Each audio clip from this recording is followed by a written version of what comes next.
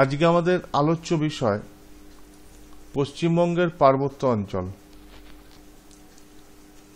আমরা জানি যে পশ্চিমবঙ্গের উত্তর দিকে হিমালয় পাহাড় অবস্থিত এবং অনেক পর্বতশৃঙ্গ নিয়ে হিমালয় পাহাড় গড়ে উঠেছে।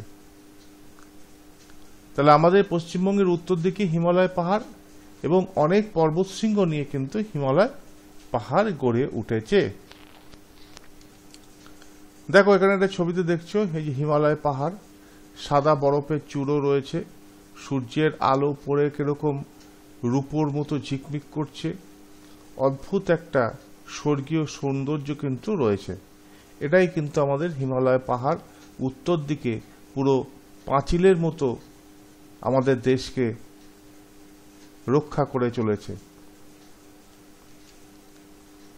আমরা যে আগের ছবিতে দেখলাম যে পর্বত শৃঙ্গগুলো সাদা, দেখো প্রত্যেকটা পর্বত শৃঙ্গ, পাহাড়ের চূড়োগুলো কিন্তু সাদা বরফে ঢাকা। তো পর্বত শৃঙ্গগুলি সাদা হয় কেন না? পর্বত শৃঙ্গগুলি সাদা হয় তার কারণ এদের মাথায় বরফ জমা থাকে। পাহাড়ের মাথায় বরফ জমা থাকে বলেই কিন্তু পাহাড়ের মাথা বা পাহাড়ের চূড়োগুলো কিন্তু সাদা হয়। পশ্চিমবঙ্গের সব থেকে উঁচু পর্বতশৃঙ্গের নাম কি না? পশ্চিমবঙ্গের সব থেকে উঁচু পর্বতশৃঙ্গ হচ্ছে সান্দাকফু। সব থেকে উঁচু পর্বতশৃঙ্গের নাম হচ্ছে পশ্চিমবঙ্গের সান্দাকফু। এর উচ্চতা ৩৬৩০ মিটার। এর উচ্চতা কত? ৩৬৩০ মিটার। এটি দার্জিলিংয়ের সিঙ্গালীলা পর্বত শ্রেণীতে অবস্থিত। দার্জিলিংয়ের হিমালয় পর্বতকে অনেকগুলো পর্বত শ্রেণীতে ভাগ করা হয়। তার মধ্যে একটা পর্বত শ্রেণী হচ্ছে সিঙ্গালীলা। কি? সিঙ্গালীলা। এই সিঙ্গালীলা পর্বত শ্রেণীর একটি চূড়ো হচ্ছে সান্দাকফু। এর উচ্চতা ৩৬৩০ মিটার। এইবারে যে পাহাড়ের মাথায় বরফ জমা থাকে, এর থেকে কি সৃষ্টি হয়?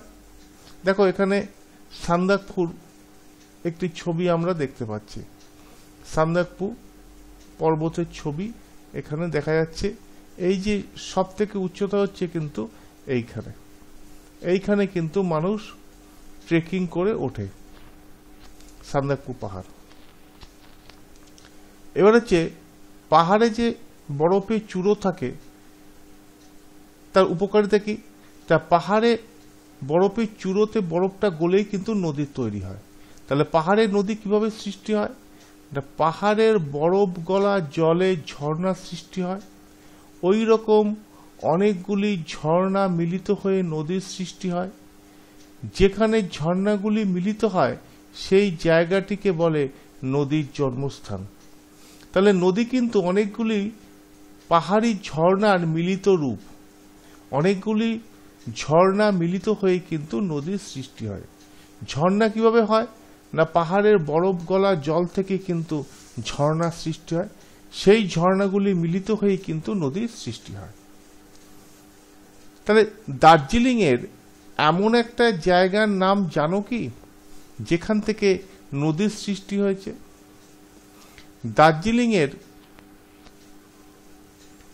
দার্জিলিং জেলার ডাউহিল বলে একটা জায়গা আছে, যেখানে অনেকগুলি ঝর্ণা মিলিত হয়ে মহানন্দা নদীর জন্ম দিয়েছে। তাহলে পাহাড়ের নদী কিভাবে সৃষ্টি হলো আমরা বুঝলাম। আমাদের পশ্চিমবঙ্গে এমন একটি নদীর সৃষ্টি হয়েছে কোন জায়গায় না? দার্জিলিং জেলার ডাউহিলে। এখানে অনেকগুলি ঝর্ণা মিলিত হয়ে মহানন্দা নদীর সৃষ্টি হয়েছে। এবারে দেখো এই যে ছবিটা দেখতে পাচ্ছ, কত সুন্দর একটা ছবি। এখানে দেখো অনেকগুলি পাহাড়ি ঝর্ণাগুলো মিলিত হচ্ছে এবং পাহাড়ি ঝর্ণাগুলো মিলিত হয়ে এখানে নদী হিসাবে কিন্তু বয়ে যাবে। তাহলে পাহাড়ি ঝর্ণার মিলিত রূপই কিন্তু পাহাড়ি নদী, এবং এই নদী খুব খরস্রোতা হয়, অর্থাৎ এই নদীতে স্রোত খুব বেশি। এইবারে আমরা আসছি যে পশ্চিমবঙ্গের উত্তর দিকে যে পার্বত্য অঞ্চল আছে তার যে কতগুলো জেলা আছে, সেই পার্বত্য অঞ্চল কতগুলো জেলা দিয়ে গঠিত।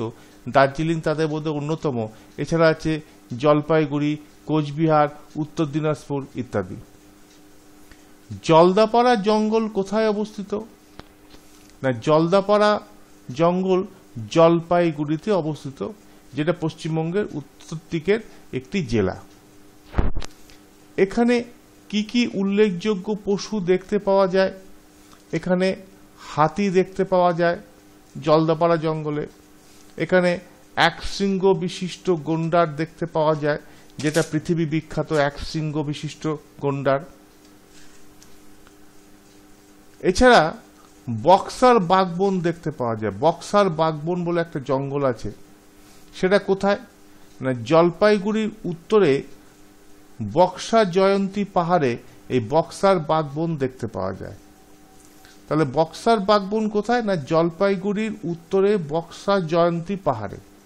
তাহলে জলপাইগুড়িতে দুটি জঙ্গল দেখতে পাওয়া যায়, একটা হচ্ছে জলদাপাড়া আর একটা হচ্ছে বক্সার বাঘবন। দেখো, জলদাপাড়া অভয়ারণ্যে হাতির পিঠে চেপে জঙ্গলের মধ্যে সাফারি করতে যাচ্ছে। গভীর জঙ্গল, এখানে হাতি, বাইসন, এক শৃঙ্গ বিশিষ্ট গন্ডার, দেখো নদীতে নেমেছে, এক শৃঙ্গ বিশিষ্ট গন্ডার দেখতে পাওয়া যায়। এছাড়া বাঘ, ভাল্লুক ইত্যাদি এইসব জঙ্গলে দেখতে পাওয়া যায়।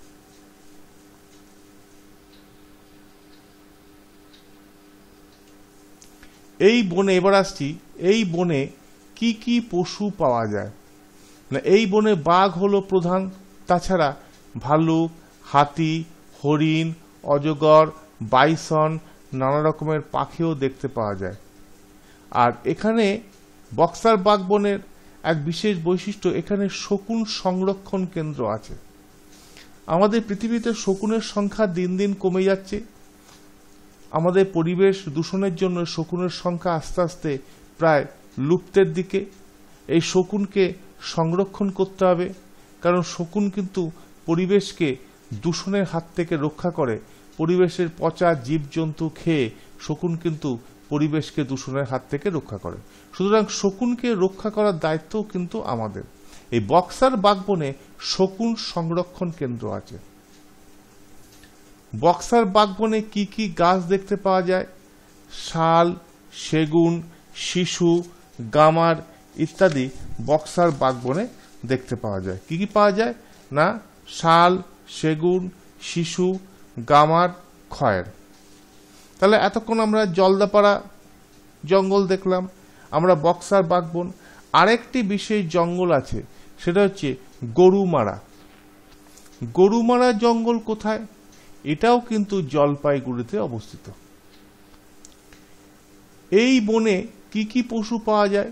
এই বনে এক শৃঙ্গ বিশিষ্ট গন্ডার, চিতাবাঘ, ভাল্লুক, হাতি, বাইসন ইত্যাদি পশু কিন্তু এখানে দেখতে পাওয়া যায়। তাহলে আজকে আমরা সমস্ত পাঠে কি কি দেখলাম তা একবার যদি আমরা ঝালিয়ে নেই বা আলোচনা আবার যদি আমরা একবার করি, তাহলে আমরা বুঝতে পারবো যে পশ্চিমবঙ্গের পার্বত্য অঞ্চলে পশ্চিমবঙ্গের উত্তর দিকে হিমালয় পাহাড় এবং অনেক পর্বতশৃঙ্গ নিয়ে কিন্তু হিমালয় পাহাড়টা গড়ে উঠেছে। এই পর্বতশৃঙ্গগুলি সাদা হয় কেন? না, আমরা এবারে সহজেই বলতে পারবো, কারণ পর্বতশৃঙ্গগুলি সাদা হয় কারণ তাদের মাথায় বরফ জমা থাকে। পশ্চিমবঙ্গের সবথেকে উঁচু পর্বতশৃঙ্গের নাম কি? পশ্চিমবঙ্গের সবথেকে উঁচু পর্বতশৃঙ্গের নাম হচ্ছে সান্দাকফু। এর উচ্চতা হচ্ছে 3630 মিটার। এটি দার্জিলিংয়ের সিঙ্গালীলা পর্বত শ্রেণীতে অবস্থিত। এই যে সান্দাকফু। পাহাড়ে নদী কিভাবে সৃষ্টি হয়? না, পাহাড়ের বরফ গলা জলে ঝর্ণার সৃষ্টি হয়। ওই রকম অনেকগুলি ঝর্ণা মিলিত হয়ে নদীর সৃষ্টি হয়। যেখানে ঝর্ণাগুলি মিলিত হয় সেই জায়গাটিকে বলে নদীর জন্মস্থান। দার্জিলিংয়ে এমন একটা জায়গার নাম যেখানে অনেকগুলি ঝর্ণা মিলিত হয়ে নদীর সৃষ্টি হয়েছে। হ্যাঁ, দার্জিলিং জেলার ডাউহিল। এখান থেকে মহানন্দা নদীর জন্ম হয়েছে। দেখো, অনেকগুলি ঝর্ণা থেকে নদীর সৃষ্টি হচ্ছে। এবার আমরা কতগুলি জঙ্গল নিয়ে আলোচনা করব। জলদাপাড়া জঙ্গল কোথায় অবস্থিত? না জলদাপাড়া জলপাইগুড়িতে অবস্থিত। এখানে কি কি উল্লেখযোগ্য পশু দেখতে পাওয়া যায়? এখানে হাতি, এক শৃঙ্গ বিশিষ্ট গন্ডার দেখতে পাওয়া যায়। বক্সার বাঘবন কোথায়? না জলপাইগুড়ির উত্তরে বক্সার জয়ন্তী পাহাড়ে বক্সার বাঘবন থাকে। এই বনে কি কি পশু পাওয়া যায়? বাঘ হলো প্রধান, তাছাড়া ভালুক, হাতি, হরিণ, অজগর, বাইসন, নানা রকমের পাখিও দেখতে পাওয়া যায়। এখানে শকুন সংরক্ষণ কেন্দ্র আছে। বক্সার বাঘবনে কি কি গাছ পাওয়া যায়? না এখানে শাল, সেগুন, শিশু, গামার, খয়ের ইত্যাদি গাছ পাওয়া যায়। গরুমারা জঙ্গল কোথায়? না জলপাইগুড়িতে। এই বনে কি কি পশু পাওয়া যায়? একশৃঙ্গ বিশিষ্ট গন্ডার, চিতাবাঘ, ভাল্লুক, হাতি, বাইসন। তাহলে আজকে আমরা এই আলোচনা থেকে উত্তরবঙ্গের বিভিন্ন অঞ্চল, বিভিন্ন বন এবং পাহাড়ি নদী কিভাবে সৃষ্টি হয় সেই সম্বন্ধে কিন্তু আমরা জানলাম।